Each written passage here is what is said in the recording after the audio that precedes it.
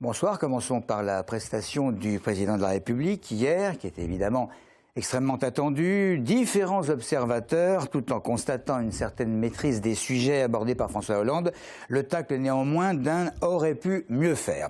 La tâche n'était pas aisée. Nous avons demandé à quelques Essonniens bien sûr, ce qu'ils en pensaient. C'est plus le temps de promettre. Les Français attendent beaucoup plus. Ils attendent ce pragmatisme. Ils attendent aujourd'hui des solutions que de passer, c'est vrai, après 2 ans et demi de mandat, de continuer à promettre. Je pense que c'est pas ce que les Français veulent. Je suis pas pour la guerre, donc je pense pas que ce soit une bonne idée d'aller en Irak avec nos amis américains. Et puis surtout, s'il va en Irak, il faut aussi qu'il aille en Syrie. Par rapport à la déclaration de politique générale de Manuel Valls du mercredi, c'était exactement la même chose, aucune nouveauté, et donc vraiment déçu, quoi. Il est sur la bonne ligne pour la France et pour le développement de la France. Comme on dit, ventre affamé d'un point d'oreille.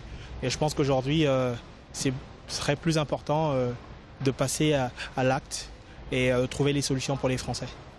Propos recueillis par Médéric de Watteville. La 20e journée mondiale contre la maladie d'Alzheimer se tiendra dimanche prochain. L'occasion de rappeler que plus de 800 000 personnes sont touchées en France. En Essonne, de nombreuses structures permettent la prise en charge de ces patients, soit dans des accueils de jour, soit en EHPAD. Le Conseil général œuvre également en matière de maintien à domicile, avec notamment des soutiens moraux et financiers pour les aidants familiaux. Audrey Coll.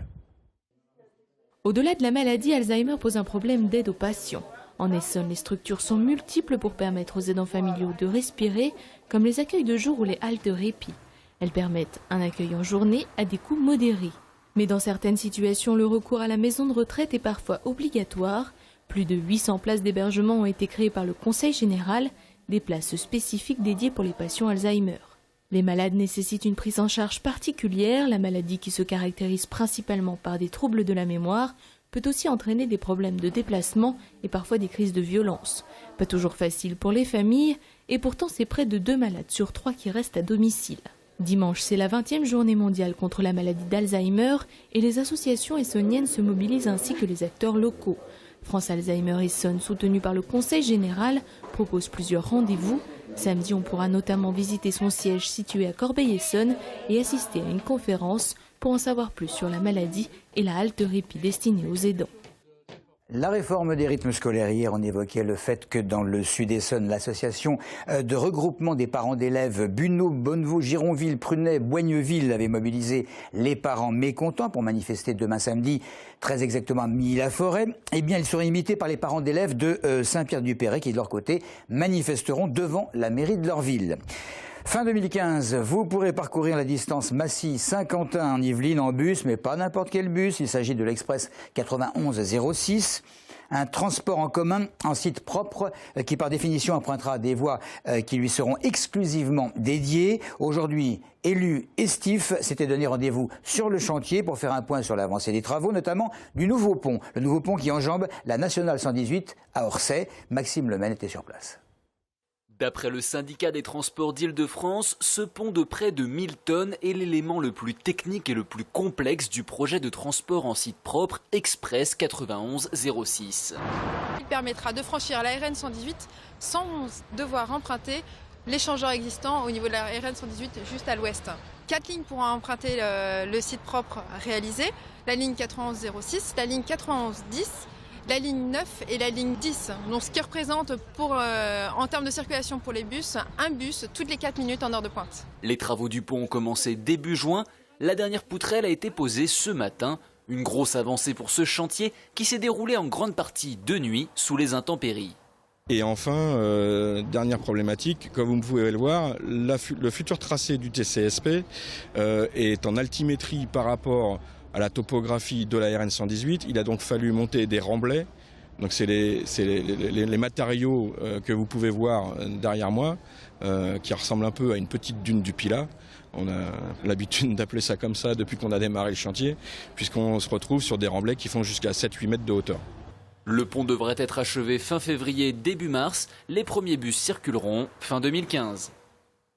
Beaucoup de bruit ces derniers jours autour de la prestation matinale de Nicolas Canteloup sur Europe 1, s'essayant à la voix de Jean-Vincent Placé et caricaturant celle-ci d'une manière un petit peu trop poussée. Le sénateur écologiste s'en est offusqué, s'estimant insulté en lui demandant d'arrêter des imitations qualifiées de vulgaires. Soit il arrête, soit ça va être la baston, avait menacé le sénateur essonien. Réplique de Nicolas Canteloup le lendemain. Jean-Vincent Placé, vous êtes président du groupe Europe Écologie au Sénat. Le FN écolo, c'est possible ça? Bonjour, bonjour, de l'éclair dans ta Polonie. Bonjour, de rentable, dans ma demandini. Bonjour, moi, dans 20 ans platé.